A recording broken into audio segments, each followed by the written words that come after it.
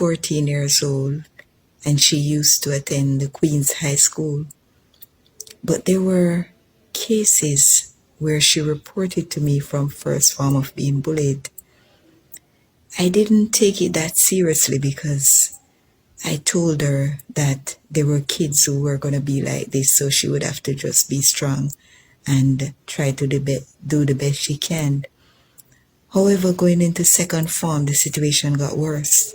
I saw her become withdrawn, depressed, and she was hiding within herself as if she had no confidence, she had no belief in herself anymore. I was very busy at work because I have a lot to do to maintain my family, so there were times when I couldn't focus enough on the situation. But seeing it getting worse, I started to ask her what was really going on, because I noticed that she didn't want to go to school. There were mornings that I would wake her up and she would ask me if she had to go to school. She told me about a lot of occurrences, incidents where kids teased her about the way she looked, about the way she dressed, her clothing and stuff like that. She said there was a set of girls who claimed to be a popular set who manipulated the class to do whatever they wanted to do. So they had the other kids against her at times whenever it was needed.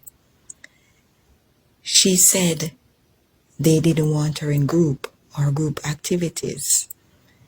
She told me of instances where group activities were being done and they rebelled that they didn't want her in their group, and she had to sit by herself, and this was allowed by teachers.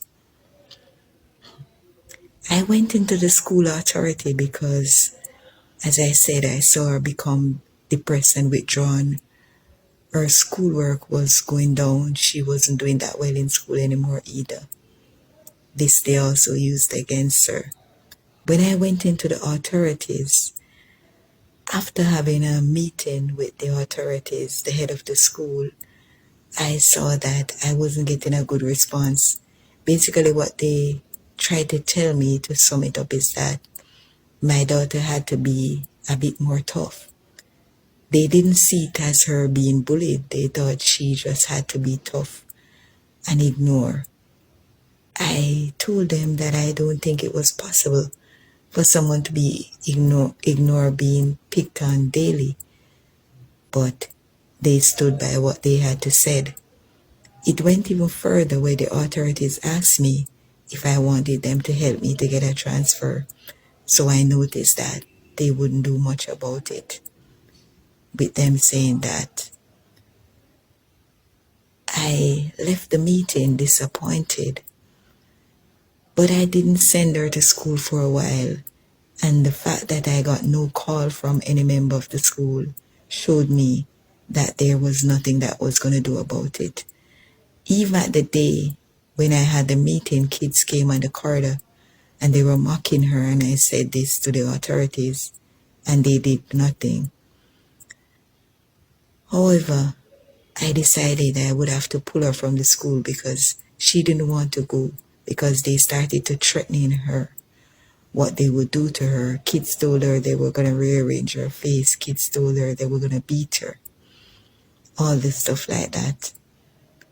So I decided to pull her from the school. Consults were made with the ministry and they did nothing also. Emails were sent and they didn't respond. So the long and short is I had to remove her. I went back to them for a letter, and what they gave me in the letter was nothing for the other school that I wanted to get her transferred to. They just gave me a letter with the school stamp. They didn't write about her report or anything that they asked in the letter for them to write on. It was just a blank letter with a stamp of the school. So the other school rejected it, so I didn't get her into that school either. I decided I would try private school. So right now, I don't have her in a specific school. I just have her doing classes. I have to be motivating her. I have to be telling her that no matter what the system does, no matter how much she sees the fault in the system as a child, she will have to stand strong. I've had my own experience of the system and it has failed me so many times. And I've had to tell her that you're going to just have to keep strong and be focused. I can't explain to my child why the world is like this in so many cases. But I have to be motivating her to be strong and to press on.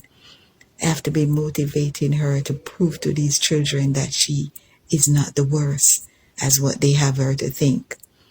I have to motivate her to prove to the authorities, to the persons who she does not understand, that has rejected her cries, to prove that she can be whatever she wants to be. And I'm praying by the help of God that God will give me the strength to do this. Because who else do we turn to when the society, when the world fails us but God?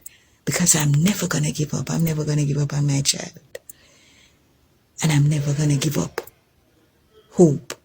I know she will be the best she can be. I trust God for that.